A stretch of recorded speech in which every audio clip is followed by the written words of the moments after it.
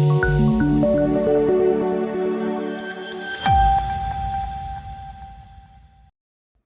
દર્શક મિત્રો, સમાચારની વાત કરવામાં આવે તો વડોદરા મહાનગરપાલિકાની સ્થાયી સમિતિની બેઠક આજે પાલિકા ખાતે મળી. વડોદરા મહાનગરપાલિકાની સ્થાયી સમિતિની બેઠક પાલિકા ખાતે મળી હતી, જેમાં ફક્ત 3 કામો અને એક વધારાનું કામ મળી 4 કામો મંજૂરી અર્થે મૂકવામાં આવ્યા હતા, જેમાંથી એક કામને મુલતવી કરી 3 કામોને મંજૂર કરવામાં આવ્યા છે.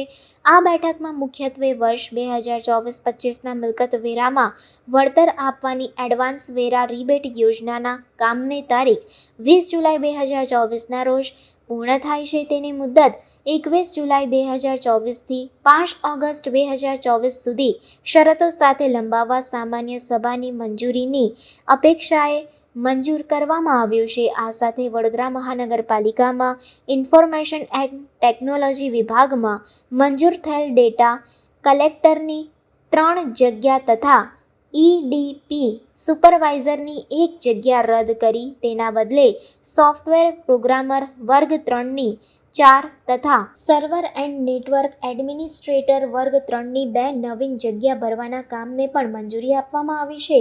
કેટલ ન્યુસન્સ કંટ્રોલ ડિપાર્ટમેન્ટના તદ્દન હંગામી ધોરણે કરાર આધારિત ઉચ્ચતમ વેતનથી નિયુક્ત થયેલ કર્મચારીઓની મુદતમાં 11 માસનો વધારો કરવા તેમજ ભવિષ્યમાં જરૂરી જણાય તો મુદતમાં વધારો કરવાના કામને પણ મંજૂરી આપવામાં આવી છે. જ્યારે વર્ષ 2023-24નો ઓડિટ રિપોર્ટ વધુ અભ્યાસ અર્થે મુલતવી કરવામાં આવ્યો છે.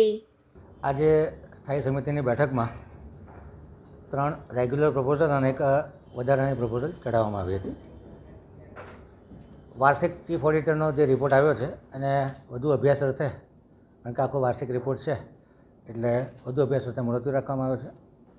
કેટલ ન્યુસન્સ કંટ્રોલ ડિપાર્ટમેન્ટ દ્વારા હંગામી ધોરણે કર્મચારીઓની નિમણૂક કરવાની જે આઇટમ હતી એમાં 31 કર્મચારીઓને 11 મહિના માટે કમિશનરને નિમણૂક કરવાની કરાર આધારે પરવાનગી આપવામાં આવી છે.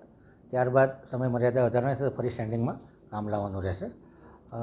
વડોદરા મહાનગરના આઈટી ડિપાર્ટમેન્ટ દ્વારા એ ડેટા કલેક્ટરની 3 જગ્યા અને ઈડી સુપરવાઇઝરની 1 જગ્યા હતી તે રદ કરી અને એના બદલે સોફ્ટવેર પ્રોગ્રામોની 4 જગ્યા અને નેટવર્ક એડમિનિસ્ટ્રેટરની 2 નવીન જગ્યા ઉપસ્થિત કરવાની મંજૂરી કમિશનર સાહેબે માગી હતી. એ પ્રપોઝલને મંજૂર કરવામાં આવી છે.